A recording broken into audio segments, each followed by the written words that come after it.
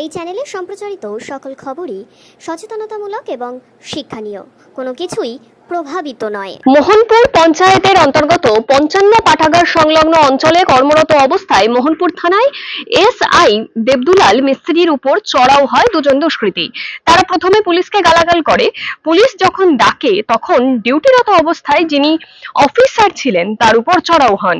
এলাকার লোক রেগে যায় ও দুজনের উপর চড়াও হয়। পুলিশ দুজনকে গ্রেপ্তার করে নিয়ে যায় মোহনপুর থানায়। স্থানীয় মানুষ নিরাপত্তার অভাব বোধ করছেন।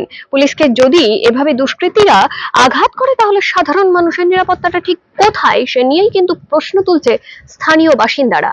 না, আজকে যাওয়া পসিবল হবে না, কেন কি আজকে আমার স্ট্যান্ডিং কমিটি মিটিং আছে বিধানসভায়, তো ওর জন্য আমাকে যেতে হবে। আমি 8 তারিখেও আমার ডেট ছিল, তো 8 তারিখে আমি যে লেটার করেছি ওখানে অলরেডি মেনশন করেছে কি আমি 10 তারিখ পরে মিনস 11 তারিখ 12 তারিখ এরকম ডেট দিলে আমি যেতে পারবে। কেন কি আমি আগে থেকে আমার আইডিয়া ছিল কি আমার তো বিধানসভায় এ কাজ থাকবে, তো আমি যেতে পারবে না আজকে।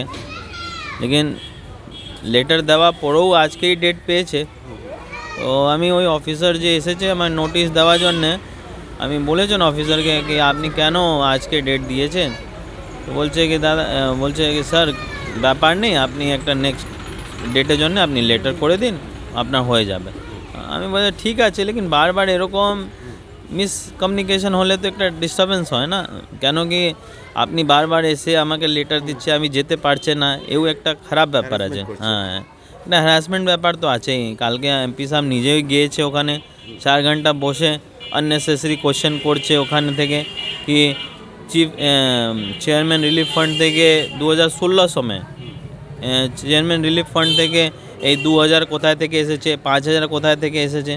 তো 10 বছর যে হয়ে গেছে, 10 বছর তো মানুষের মনে থাকবে না কি কোথায় থেকে কি এসেছে, কোথায় থেকে কি না। ওর নিজের অ্যাকাউন্টে তো আসেনি, ও চিফ মিনিস্টার রিলিফ ফান্ডে চেয়ারম্যানের রিলিফ ফান্ডে এসেছে।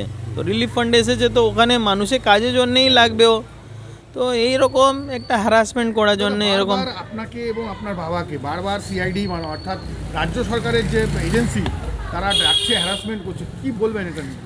এই একটা আমি একটাই রিকোয়েস্ট করবে স্টেট গভর্নমেন্ট থেকে ইয়া রুলিং পার্টি থেকে কি এরকম হ্যারাসমেন্ট করা ঠিক নেই।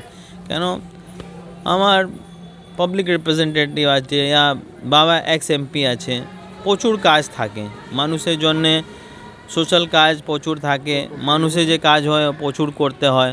তো এরকম গিয়ে ওখানে 4 ঘন্টা 5 ঘন্টা বসে এরকম আননেসেসারি কোশ্চেনে অ্যান্সার দিতে হবে, তো একটা টাইম ওয়েস্ট আছে। তো আপনি ভাবুন আমি 5 ঘন্টা ওখানে থাকবে, তো 5 ঘন্টা আমি নিজেই অফিসে থাকলে মানুষকে একটা কাজ করতে পারবে, তো এরকম করা ঠিক নেই। মিনস আপনার একটা জেনুইন কোশ্চেন থাকলে আপনি নিশ্চয়ই কোশ্চেন করুন, আপনার অ্যান্সার হবে। লেকিন আননেসেসারি জন্য আপনি ডাকবেন বারবার। আর আমি ভাবছি শুধু আমি আর আমার বাবা নেই, দেখবে ইলেকশন যত ক্লোজ আসবে দেখবে বড় বড় এমপি এমএলএ যে বিজেপি করে সবাইকে ডাকা যাবে, সবাইকে এরকম হ্যারাসমেন্ট করা যাবে। বিজেপি করলেই কি এজেন্সি দিয়ে ডাক? নিশ্চয়ই নিশ্চয়ই, কেন কি এখানে অপোজিশন পার্টি করলেই আপনার একটা সমস্যা ফেস করতেই হবে। আপনাকে মেন্টালি এরকম আপনাকে রেডি থাকতে হবে কি এরকম সমস্যা আসবে।